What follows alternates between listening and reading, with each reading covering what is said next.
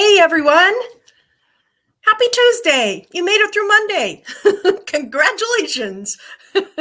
That's a big feat. In fact, it's a bigger feat if you're down southeast right now. Although you don't have to go too far south.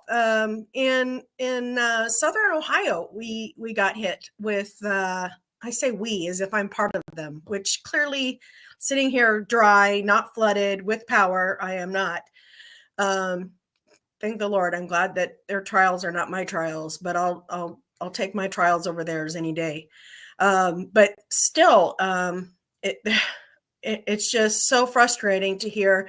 I got caught up in some videos this morning of some live on the ground video footage for people trying to help out the people down in the southeastern area, and specifically in the Asheville area that was hit so hard. I think it's not that they weren't. I don't think it's that they were hit harder than other areas in some cases.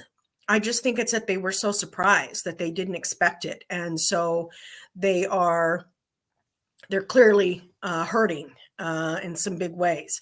This one guy, shoot, I should have, and just instead of calling him one guy, I should actually give a shout out to his channel. And I'm sorry, one guy. That would be a good channel. One guy, this one guy. Anyway, it took him 9 hours to make a 2-hour trip. And he kept having to turn around because there just were no passable roads. I mean, they kept trying to help out, and they had loaded to the gills to help out. Of course, with 1.2 million viewers, you probably can afford to help out. I know that I certainly would be able to do that. So kudos to him for doing it. I wish I could remember what his name was, and I'd give a shout out to his channel, because he was doing it right, and his channel was clean, and it was just awesome. It was awesome. It gave me goosebumps a couple of times while I was watching him. But there's a lot of people like him, which was a godsend, who are taking initiatives. I was a little disheartened to see one man who was taking an initiative in his own helicopter to help people who at Black Mountain, who had no other way of getting out except by helicopter. And the chief of police or captain of the police threatened to have him arrested if he finished a rescue mission. I was just like, man, some people and their ego is just so huge. There's just not room for anybody else in their world. Ridiculous. Anyway, fortunately, the pilot had rescued the spouse. The wife wasn't allowed to go back and rescue the husband. But fortunately, thank you, people, for realizing that those of us who want the story to be finished, thank you for making a video and showing us that the two were reunited. Hallelujah. Otherwise, I would lose sleep over that. That was not good. Anyway, I'm just glad to see that the communities are pulling together. I am very disheartened to see that there was looting that happened overnight, immediately. I'm seeing live seeing it happen, guns drawn, shooting going on, where desperate people are just coming out of the woodwork immediately in the aftermath. And that's a mental fortitude moment. I encourage you to watch those videos so that you can see for yourself, because I think we tend to buffer ourselves a little bit. We tend to tell ourselves, that probably won't happen to me. Clearly, this man that I was watching today had military experience, he and his associates, and so he wasn't afraid of that. And fortunately, God was protecting him. He didn't run into it either. So he was feeling more sorry for anybody who would take him on. Anyway, somebody asks, do you have a generator that you recommend to keep my freezer going in power outages? I am 100% behind the Humless brand. They do not pay me to tell you that. They never have paid me a penny to tell you that. They've never been an advertiser. They are good people, though I know the owner of the company because of my affinity for them. I've gotten to know their people. But humless.com, it's a solar generator. It was made to withstand the wilds of South Africa, and that is more arduous than anything you're going to run into here. It is wickedly intelligently designed. It's engineered brilliantly. They use a string inverter instead of the type of inverter that all the other ones use. I'm hearing stories, reading stories, I should say. It's not like people calling me up on the phone and, yo, Kelly, just want to tell you about my generator in the aftermath of Hurricane Helene. I'm reading stories of people who are fine on the first charge, but they're not fine on the second charge. And that's because a lot of these lithium batteries are not made to go to complete zero. And a lot of people did not read that in their instructions for their solar generators. Or their solar batteries, I should say, not the generators, but the batteries. And that's what happens. But Humless was made for that. They are made to be completely drained and then recharged. They're completely fine with that. If you get their whole house, I know that's not what you're asking about, but you got me on the topic, so you might as well listen to me, Eric. If you get their whole house unit, you'll need fewer solar panels because of the string inversion technology that they use. They convert more of the power so that it's usable. And so you'll need actually fewer solar panels, which is wonderful. They have portable units as well, which is what you were asking about. But I'm 100% behind the Humless brand, the Humless people, just full of integrity, and I just love them. I love the company. I love the brand.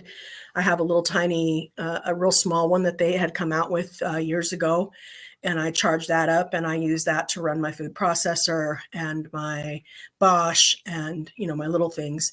But that little one would actually run my freezer a couple times a day too, not two as in addition to everything else. But if that's what I wanted to dedicate it to, I could. So really, really well done. They also have a backpacker's unit, portable unit too, that you could use. Modestly priced, but definitely worth every penny. So humless.com, tell them that Preparedness Pro sent you. Now, I don't think that'll get you a discount or anything, but let them know that Preparedness Pro is talking smack about them. Okay. Anyway, so what I'm going to do today, now that we're getting around to that, is I am going to share with you my list of must-have non-perishable items to hoard. Now, when I say hoard, I'm not talking about the mental illness of hoarding, where you are just buying things for the sake of having them because you can't handle not having them. And you don't know where you're going to put them. You just know that you have to have them. That is a mental illness, and I'm not talking about that. I'm talking about being smart and having as many of these things on hand as you possibly can. Now, this list, remember, this is peaceful preparedness that we believe in here, right? This list is not meant to say you need everything on this list. This list is meant to give you expanded mental, thought process here so that you can go, oh, I hadn't thought about that. And if it's accessible to you, if it's something that you can have in your household and it makes sense, or it's something that you can have in your budget and it makes sense, then by all means, I hope it's helpful to you. This is a list of items that I get as much of as I can. I don't let it pass me by if I have an opportunity to get it. I run my household like Wall Street, not just my pantry, but my household like Wall Street. So if there's a sale on such and such item, I will get it. When it comes to tools, for example, I want backups to my backups. I was organizing my loft, which is where I keep some of my preparedness supplies. And I was organizing that this weekend, and I found 3 can openers, and I'm like, woohoo, that's 3 in addition to the 2 that I use in my kitchen. So I know where the gold is now. See, my can openers. In fact, one of the things that the gentleman was saying that I think it's beards and doggone it, I need to find who this guy is so I can shout out to him. He definitely had a beard. But I think that was his channel name is something in beards, dudes in beards or something like that. But anyway, it's going to bother me now. I'm going to comment, ta-da, this is what it was. I'll look it up. Anyway, the organization of organizing my supplies, which helps, and mice will get in there, and it was time for me to sweep up mice feces because it's not food stuff, but mice will still get in there. And I wanted to make sure I hadn't trapped any that had been there for who knows how long and things like that. So it got all wiped down and bleached, and I mopped with peppermint oil in my mop water, and hopefully that'll keep them out of there for a little while. I made these sachets of peppermint leaves and cinnamon essential oil, peppermint essential oil, and cob. What do you call it?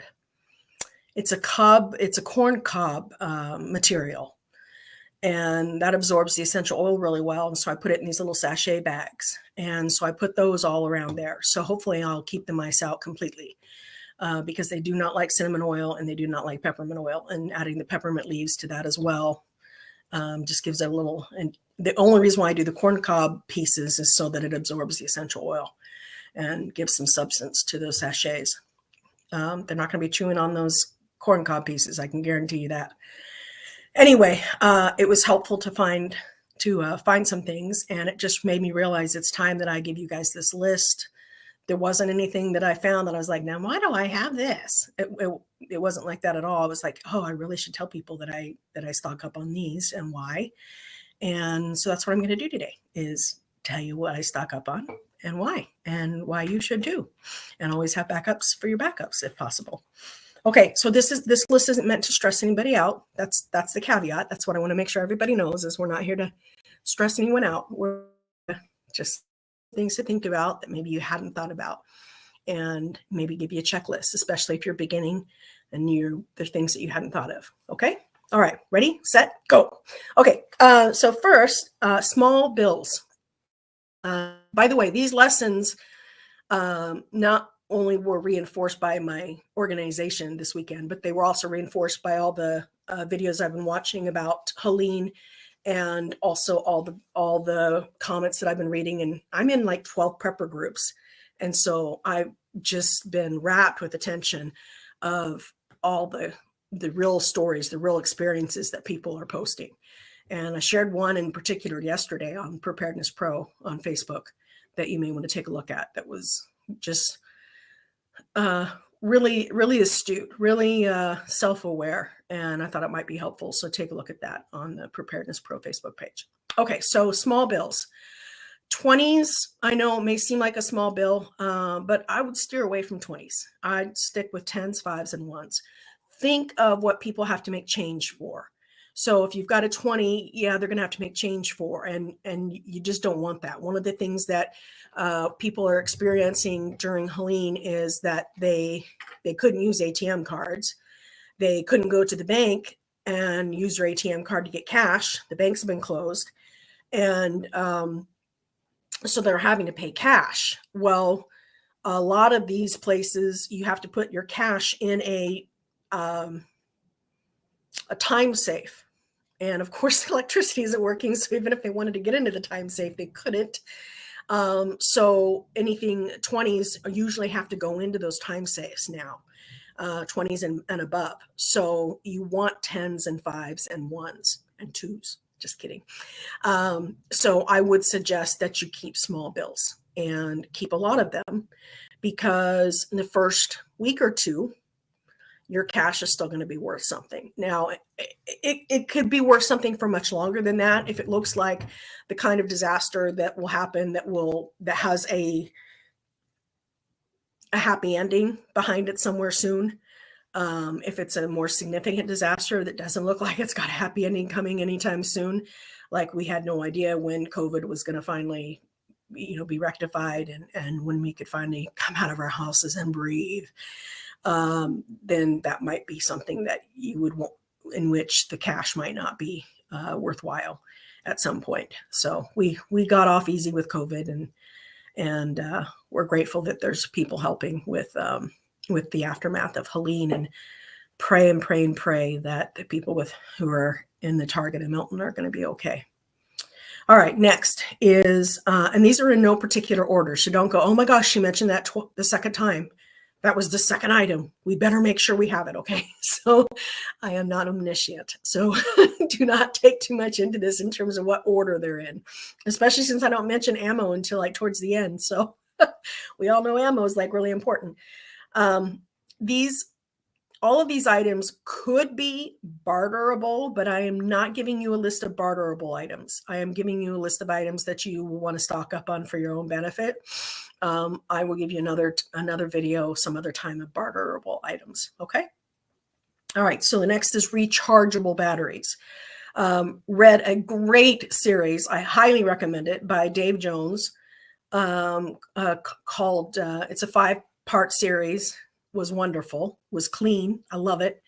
Was well thought out. David Jones is actually a former OSI intelligence operative. I hope I said that right and didn't just make myself look like a total idiot in how I said that.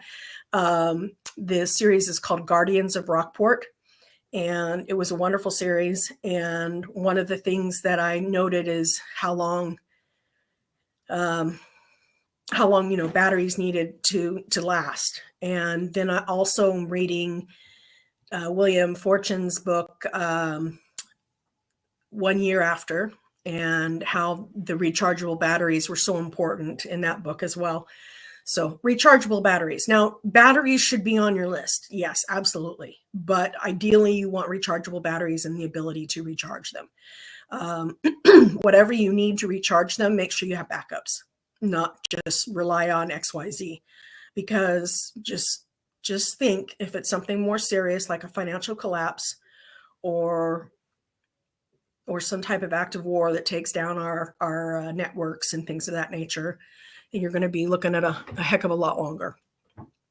Okay, moving on. Gloves.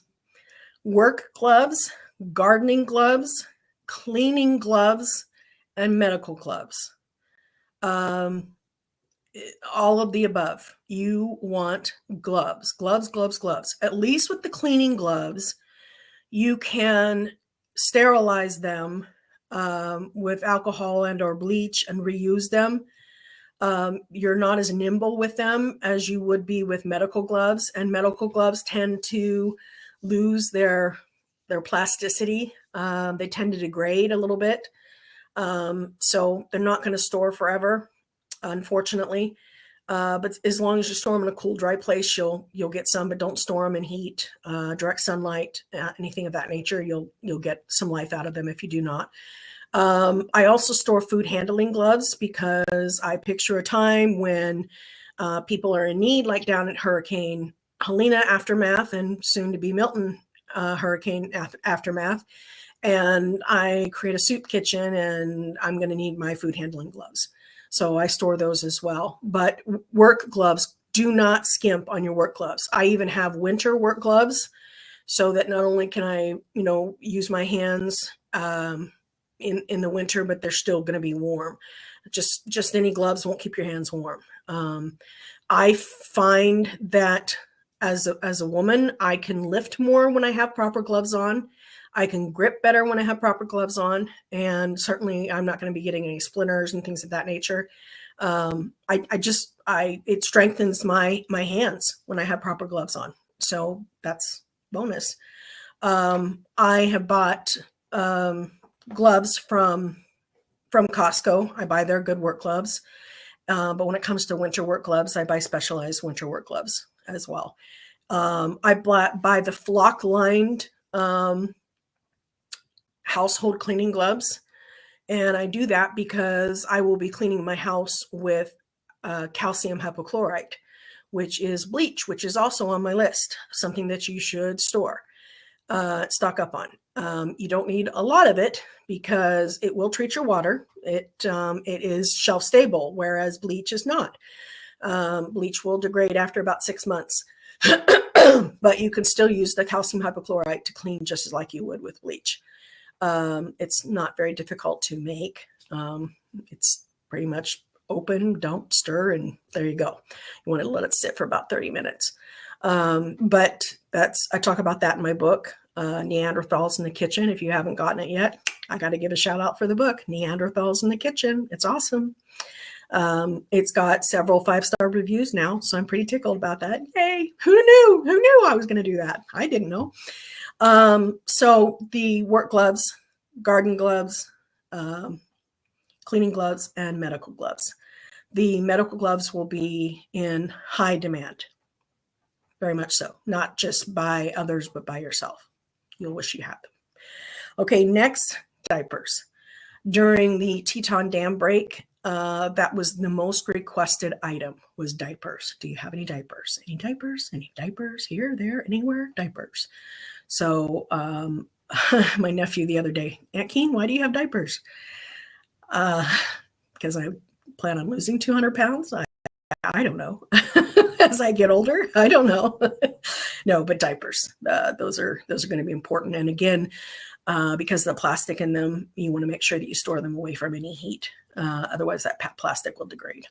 Cloth diapers would be brilliant if you could stock up on those, along with the plastic pants that go with them and the pins that go with them. That would be very, very smart. Your dollars would do more good that way than stocking up just on Pampers. If you could stock up or make cloth diapers, that would be brilliant. Brilliant. You would be the star. Okay. Next is over-the-counter prescriptions. That didn't sound right. Over-the-counter drugs. That didn't sound right either. You know what I mean. Ibuprofen, acetaminophen, any analgesics, Benadryl, and Azo. Azo is an analgesic for the bladder, and when women have a bladder infection, it can get taken care of on its own or with a lot of cranberries chewed on and or cranberry juice. But in the meantime, it's painful. And so the Azo, which is over the counter now, that would be invaluable. Now, here's the thing. The Department of Defense, in conjunction with FEMA, did a study to see how long do prescription drugs actually last? Because, we've just been telling everybody, if it goes past 30 days, get rid of it. Well, they found out that was bogus. And in fact, it was so bogus that FEMA didn't want the DOD to have their study up anymore. But don't worry, it's on my website. If you look up the fish antibiotic article, the link to the study is in that article. Just look up fish antibiotics in the search bar and you will find that article and you will find the link to that study. Yeah, FEMA wanted DOD to take it down. Now, why did the DOD have something to do with it? I think it had something to do with the fact that in the military scenario, they wanted to know how long could these prescription drugs stay good, like the antibiotics and things like that, in a desert environment and in a war environment. How many months would they last? And they found that some were good even 110 months after their issue date. So pretty good, huh? So don't get rid of them quite so eagerly. There are some like tetracycline that lose their efficacy. But those are few and far between that lose their efficacy. And chances are which ones those are if they're part of your world. I used to be diabetic and have high blood pressure. I no longer am diabetic or have high blood pressure, but I still have a whole bunch of those medications. So I am keeping them. I used to be on some antidepressants and I no longer am, but I am keeping them because can you imagine what it would be like to be off of an antidepressant all of a sudden because the pharmacies are shut down and things of that nature? So I'm keeping them. I'll keep them until 110 months past their goodbye date. So that brings me to another one. Something as simple as, come on, what am I thinking of? Are you tired of hearing me say, come on, I can't remember what I'm going to say. I'm tired of it. It's Aleve, but I don't want to say the Aleve. I want to say the raw ingredient, but okay, Aleve. So Aleve, acetaminophen, and aspirin, and ibuprofen. A doctor shared with me that if you took 3 ibuprofen and 2 acetaminophen, you could have the same impact as if you had a pain medication. So that's good to know. At least it's better than nothing. And that's one of the reasons why I would stock up on those. And as for Aleve, it's just it just communicates on a cellular level a little differently than the others. And aspirin is great for high blood pressure as well. It can also help if somebody's got heart trouble. an aspirin a day, as they say. So that's why I would stock up on those and not feel bad about it, 1 iota. Next one is baby wipes. Now, baby wipes for their obvious purpose, babies, diapers, etc. But baby wipes can also help. Let's say you're working outside, and instead of having to keep going inside to wash your hands where the water might be, you could just use the baby wipes to clean your hands off, like you get fuel or something of that nature. Chlorine wipes will get that fuel smell off your hands as well. Replace it with chlorine, but it beats having the fuel smell on your hands. They do. Oh, somebody said that they make a dual action ibuprofen and acetaminophen combo pill now. Huh? They have that at Sam's Club. Thank you, Eric. I appreciate that. Who knew? I love you guys. Thank you so much for helping me learn these things. That's so awesome. Okay. Anyway, with the baby wipes, it's really not intended to replace cleaning yourself, but it will work in a pinch. Ladies, if you don't keep certain areas clean, you could get ill, and that's important. So if you can't get to a shower, at least use the baby wipes. It's real important because you could get very sick, and without an antibiotic, you could get very ill and you could literally die. So baby wipes we could be melodramatic here for a minute, but look, baby wipes could save your life. How about them apples? So yeah, baby wipes. Now, what I suggest that you do when you buy the baby wipes is even if they come in that hard container, take the baby wipes container out, put it in a food saver vacuum bag, and vacuum seal it so that it doesn't lose its moisture. That's what I do with all my baby wipes now. I learned the hard way. Yes, in fact, I just took the last of the baby wipes boxes out to the curb today. So yes. All right, next, matches and other fire starters. I started keeping containers of my dryer lint. I've started investing in Vaseline. Every time I go to the dollar store, I buy another thing of Vaseline, or petroleum jelly, I should say. I actually buy big bags of cotton balls now for that purpose. Not because I think I'm going to be a failure as a fire starter, because I will be the domestic diva of fire starting. No, but I just want other options for people so that if they need help, I can just give them a few cotton balls in Ziploc bags, which is on my list as well.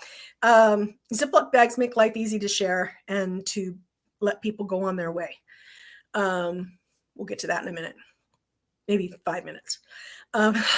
Anyway, fire starters, anything fire starter. Bic lighters are the best. Not that I'm a smoker, but Bic lighters tend to be the most consistent. I also like the big lighters that have the longer tubes on it, where that way I can stick it into my, I live with fire heat all year long. All season long, I live with fire heat. That's how my house is heated up, is with a wood burning stove. So I actually invest in the propane, what do you call them? The torches. That's how I burn up my wood to start with. I don't just use a match. It's kind of fun. What I do is, I should say my dad does this for me, and then I get it from him, is he's always working on some project, so he always has sawdust. And so he puts diesel gas in that sawdust. And so I then I put my firewood in there. I don't have to put much kindling in there at all. And I sprinkle the sawdust on top of my firewood, and then I take my torch and go, and voila, I have a fire. Now, during COVID, I could not find replacements for those. It's a good thing I had some spares, and I now carry several spares. But that's just one of the ways that you can start a fire, which is great, making use of that diesel dust. I call it diesel dust now. Dad doesn't like that for some reason. It's just not proper. Anyway, but there's all different kinds of ways to start a fire, and having the rods to start the fire with. But most important is actually practicing that you're starting the fires, and practicing actually cooking on an open fire. Very few people know how to actually cook on an open fire. I'm not good on a grill, let alone an open fire. I like my methods: rocket stove, butane stove.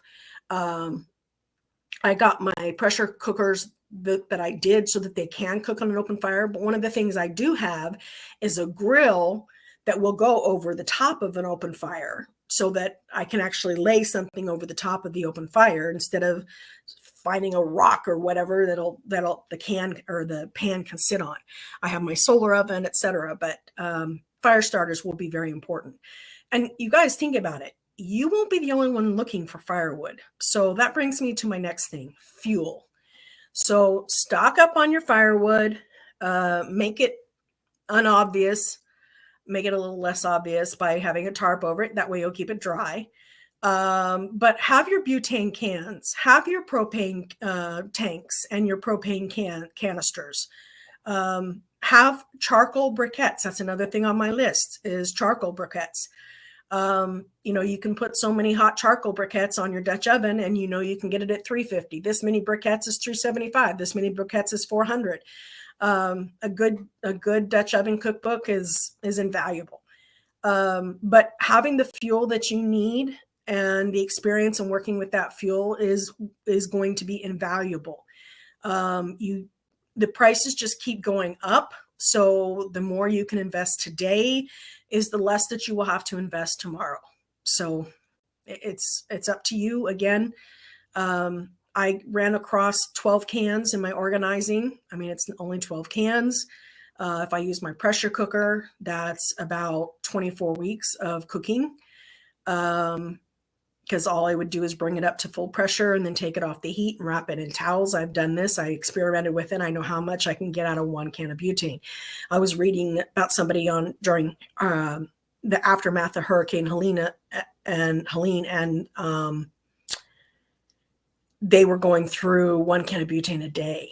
So you can do that. You easily could burn through 1 can of butane a day, but I was trying to figure out how far could I get with 1 can of butane. And I discovered if I use my pressure cooker, then I could get a lot further with that and some towels. Or you could use a Wonder bag or a hay bag or all these other options where you can keep the warmth of your pan and let it keep cooking. The thing is with a pressure cooker, it doesn't need to keep cooking for very long. We're talking 5 minutes, 7 minutes. At the most, if I made a pot roast, it would be 30 minutes or 60 minutes at the most. So it just depends. Okay, moving on. Blankets.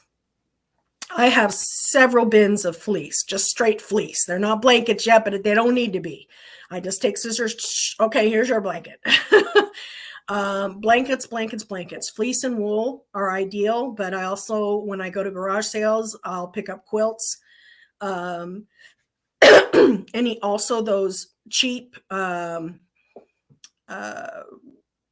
foil's not the right word, but the cheap camping blankets that are like $1.50 each. I will buy those because again, that's something I can send somebody on their way with and know that because they work wonderful and they're multi-purpose too.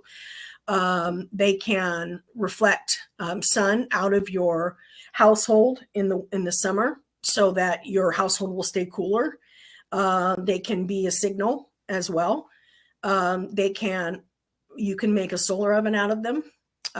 There's just a lot of purposes and they're cheap. They're dirt cheap, but they're great for first aid as well.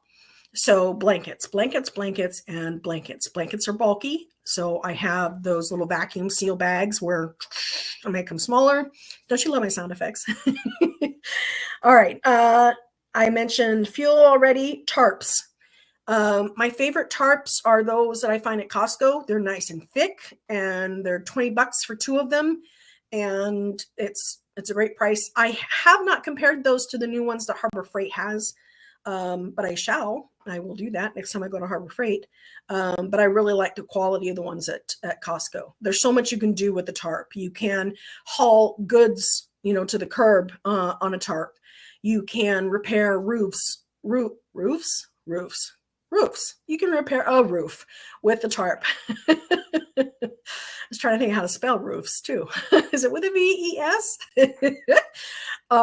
Anyway, You can repair broken windows with tarps. You can use a tarp as a sleeping blanket. Use it as a tent. I mean, there's just so many things that you can do with a good tarp. Next is tape and other adhesives. So that includes super glues, wood glue, duct tape, Gorilla tape. I also would suggest packing tape. I tape the recipes that I have in the inside of the lid of the bucket in which I put the ingredients for my recipes. So, for example, my freckled chicken casserole, it has canned chicken in it. It has cream of chicken soup in it. It has a rice mix in it. I think it's an Uncle Ben's rice mix.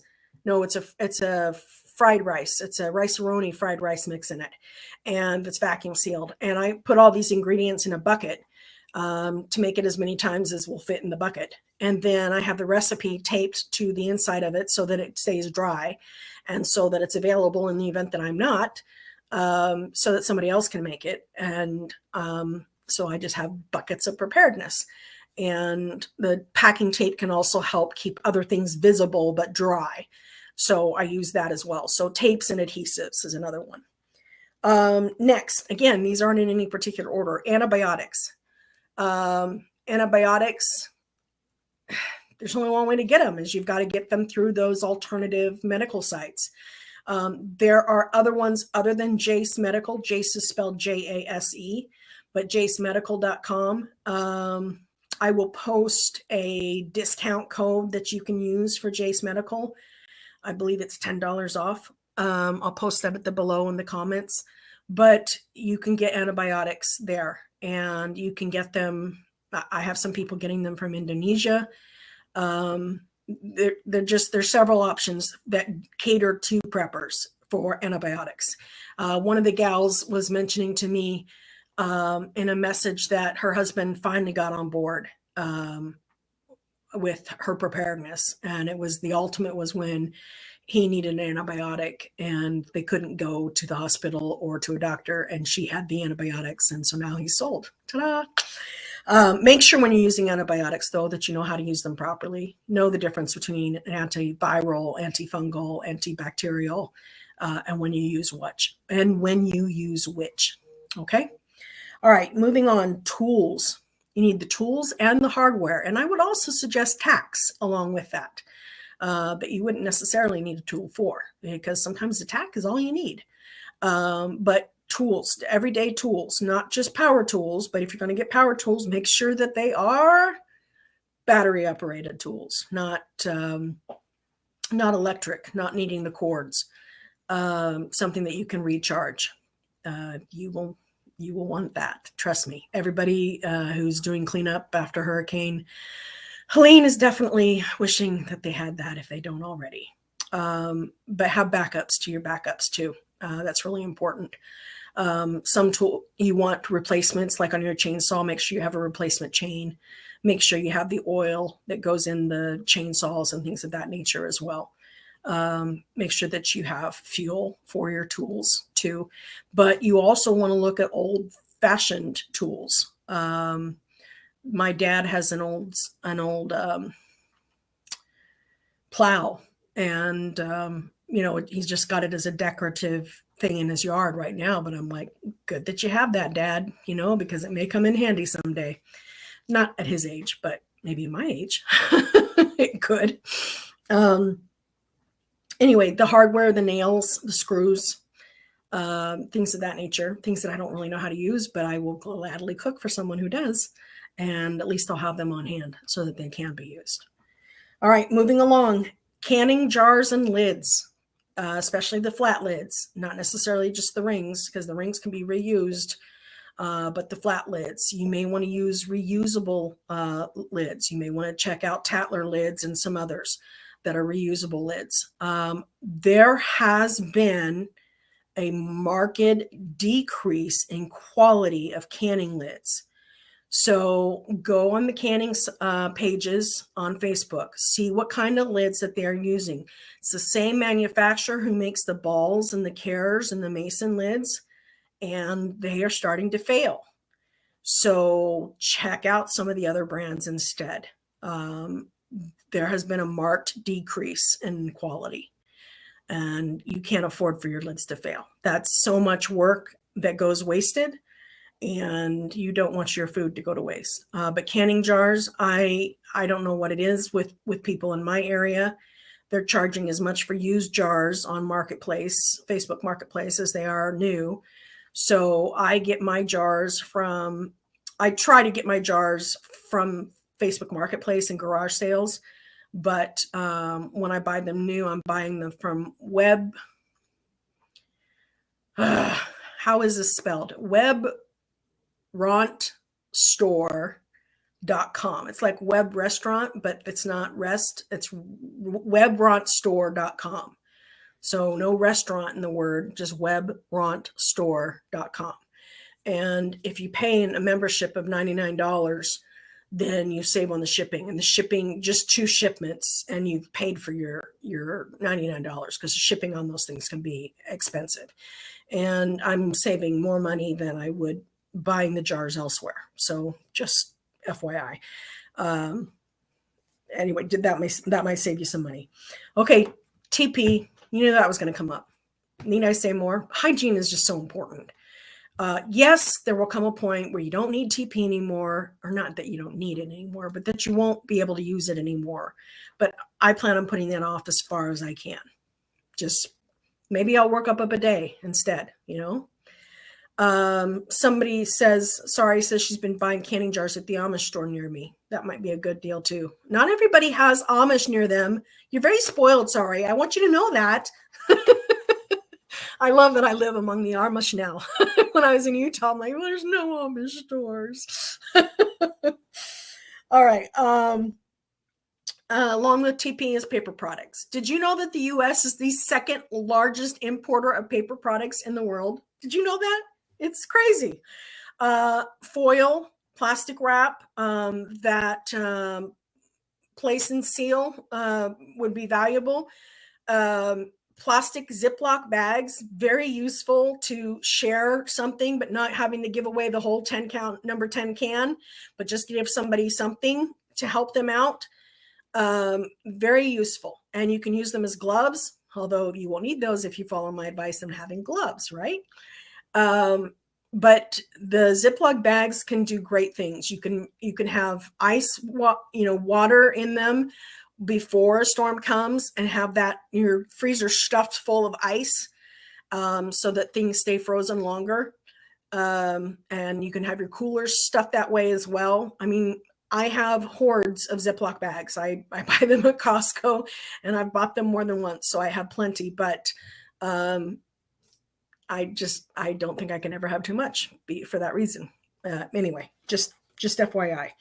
Okay, moving right along, calcium hypochlorite, I mentioned earlier already, so I'm not going to go on that. Now, this one's a big expense, but this series that I was talking about, Guardians of Rockport, I learned just how invaluable communication devices are.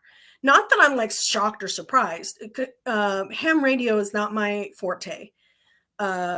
Morse code is not my forte yet. I know some of it, but I don't know all of it. I'm working on that.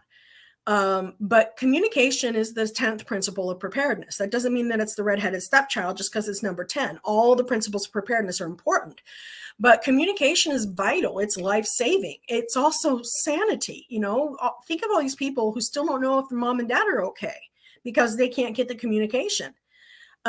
So if you can get your hands on the kind of communication like your law enforcement or first responders get, that's your best option. A ham radio for a community is invaluable.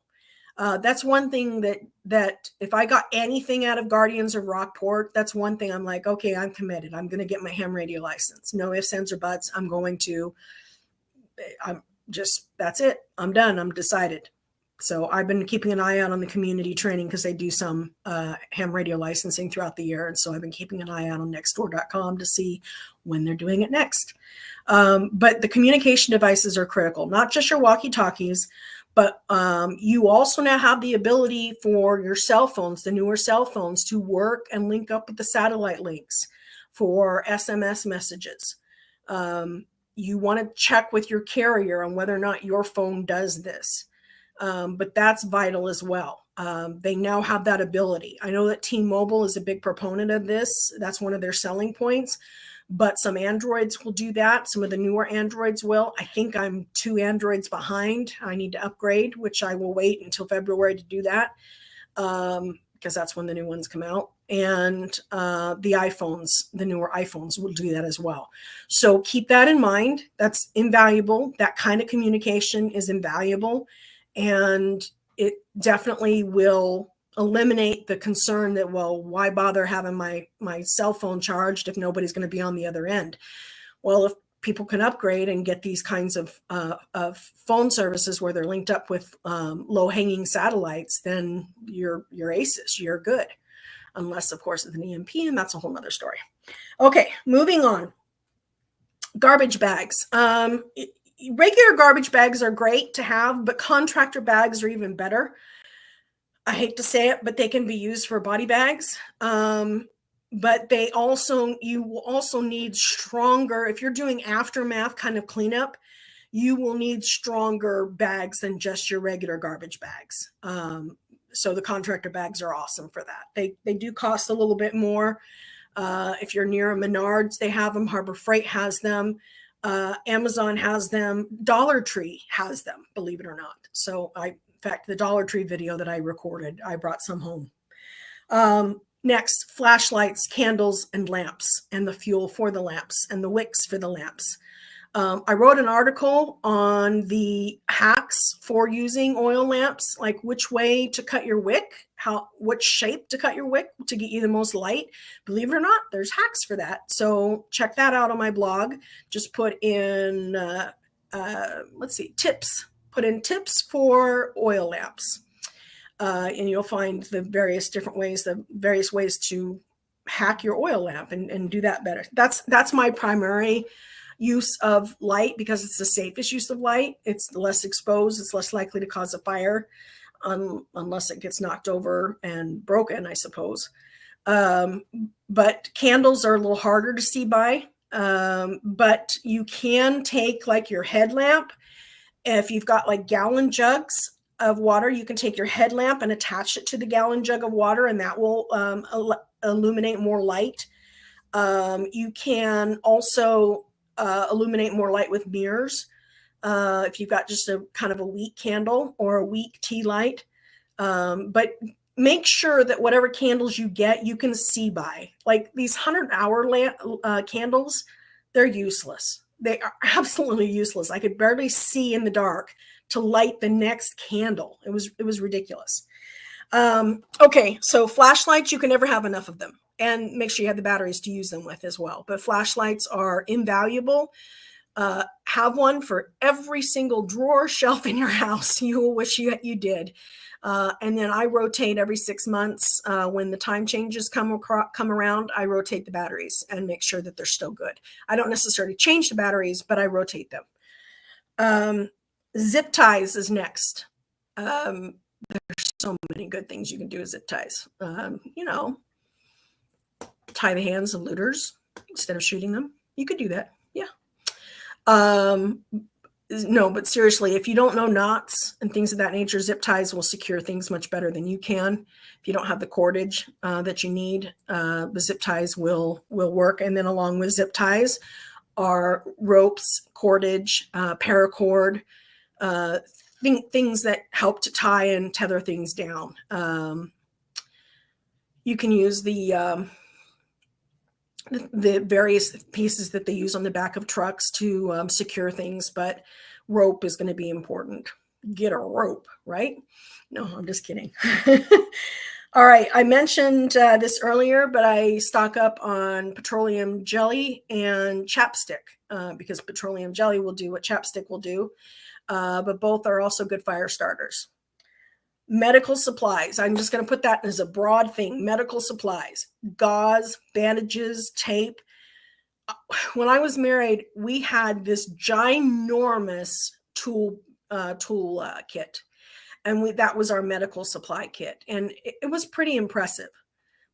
until I realized just how quickly we could obliterate everything in that kit just with one bad disaster. And we would just make a little tiny dent in that bad disaster. So medical supplies, I would start buying from medical supply manufacturers instead of from the Walgreens and the CVS, unless you're using coupons and can get things for like 25 cents and things of that nature. Band-Aids and things of that nature. Use them and know how to use them. Make sure that you are familiar with it. Quick Clot, that's expensive, but if you get its sales tax ID number and you can get it wholesale, yeehaw. You're still legally required to pay sales tax on that, by the way, just FYI. You could get it wholesale, but you're still required to pay sales tax on the wholesale price. Okay, bar soap. Instead of liquid soap, bar soap. The reason being is, like, you can get the bar soap in your fingernails and then wash that way. Bar soap lasts longer, and you can also do your laundry with bar soap. Like on the washboard, you can do your laundry that way. You can also create laundry bar soap too. You can make that specifically. Also, paper and pens, another way of communication. Some people don't think about this, but when school supplies come on sale, when they're dirt cheap, I buy, when the notebooks are 29 cents and the pens and pencils are 50 cents or whatever, I stock up on them. Because if nothing else, you still want education to go on when you want things to normalize, and those will come in handy for that as well.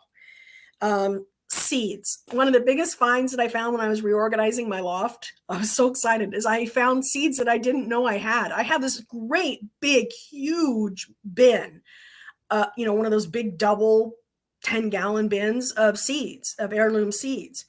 But I found another whole bin of seeds with bags in it, like this big, and a plethora of them. It was so exciting. I was just like a kid in a candy store. I was like, oh my gosh, I have more seeds. It was so exciting.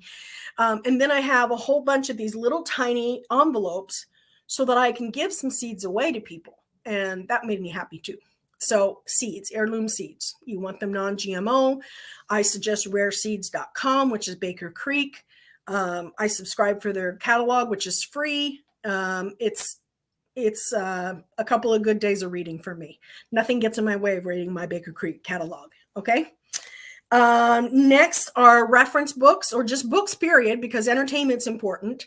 You can tell I'm kind of a bookworm, but books that will help you with your preparedness lifestyle. One of the most famous books out there is Country Living. I mean, that's a great book to have in your library if you don't already. But in my Neanderthals in the Kitchen cookbook, not cookbook, it's not a cookbook. The cookbook's coming out on the 22nd. It's a reference book. That's a good reference book to have, but also having some cookbooks that you can use for your pantry, which is coming out on the 22nd. That's good to have. But in the Neanderthals in the Kitchen cookbook, I mentioned some other books that you'll want to have, especially a medical book that I strongly recommend having. Anyway, medical books will be important. Botany books will be important. Alternative medicine books are going to be important. Engineering books, science books, those kind of things are going to be vital. So my 2 cents. Okay, we're almost at the end here. Shoes and socks. Socks are one of the most in-demand items among the homeless. Are nice, clean, comfortable socks. And socks have a season to them. You want warm, durable socks in the winter, and you want light cotton socks in the summer and spring. So make sure that you're stocked up on appropriate socks for everybody in the family. And then make sure that you have alternative shoes. Now, if your kids are still growing, then get those shoes at the thrift store if they're still in good condition. But Costco's shoes are not that expensive. I mean, maybe they are if you have 10 children, then that can really get up there real fast. But making sure that you have a pair of shoes in your trunk at all times, so that if you're wearing heels, I know, Eric, you're not likely to be wearing heels. I get that. But if you're wearing inappropriate shoes for a long hike back home because your car no longer works, or because all hell's broken loose, then you'll be glad that you had that in your get home bag. I can think of 3 places that I would want another pair of shoes, and my get home bag is one of them. My bug out bag is another. And then I have an alternative bag that I use.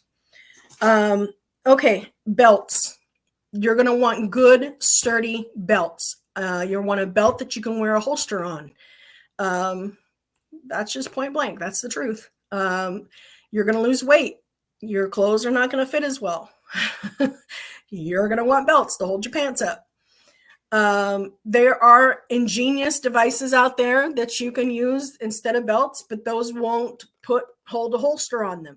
So you want to be able to hold a holster on your belt, as well as a Leatherman or some other, utility devices. So I suggest that you invest in a couple of good leather belts, even if they're not fashionable, ladies. Okay. Okay. Magazines. No, not those kind of magazines.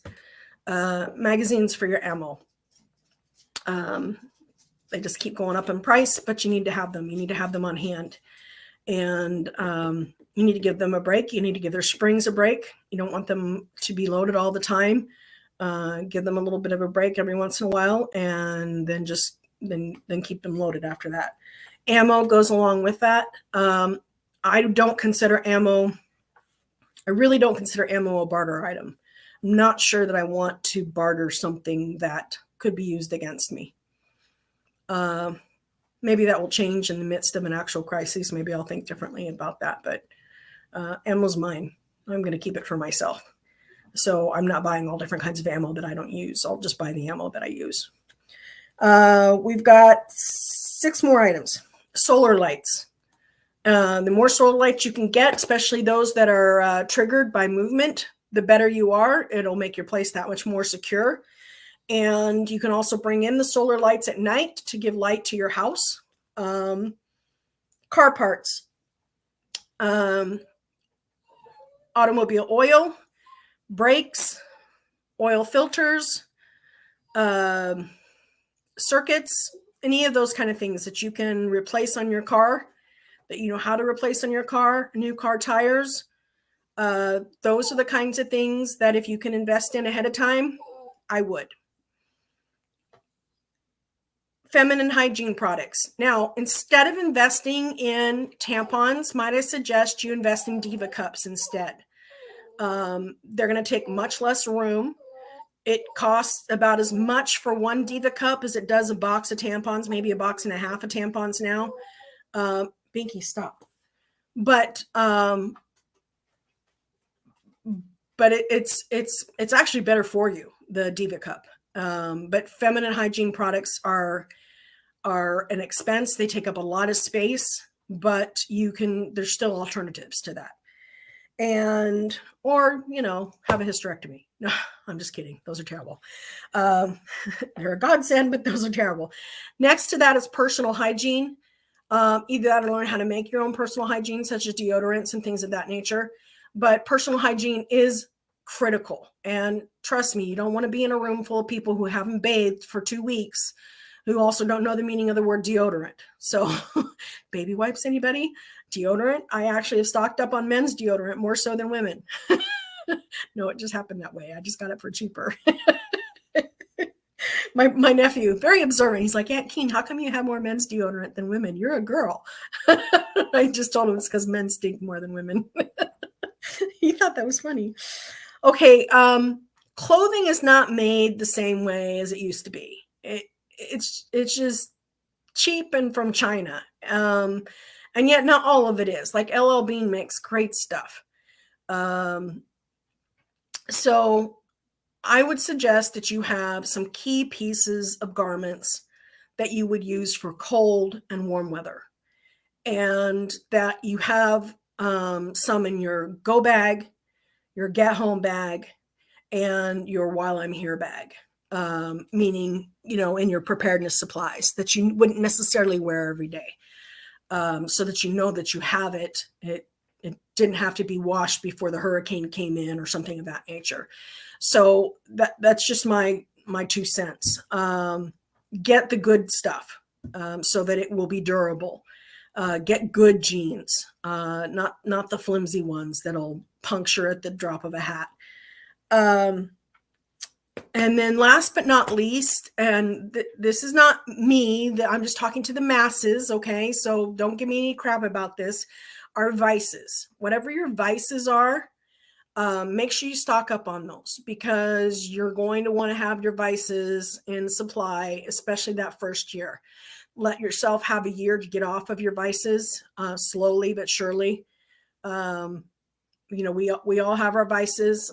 Mine is chocolate covered peanut M&Ms, and I have those in supply. They are vacuum sealed in my mason jars, and as long as I don't get into them, they actually have a long shelf life. So just take care of whatever those vices are. If it's chewing tobacco or cigarettes or Adderall, just kidding.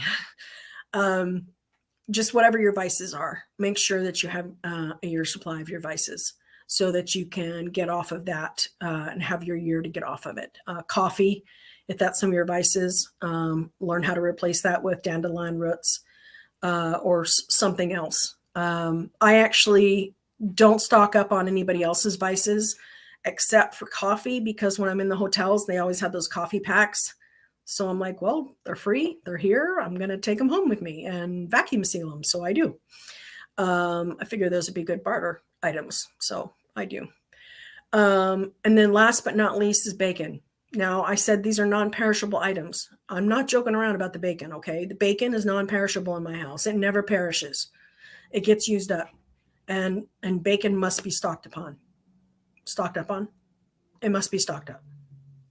It's a must. You are no self-respecting prepper will do without bacon and cheese, but mostly bacon. All right, that's all for today. I hope you had a good one. Take care. Bye-bye.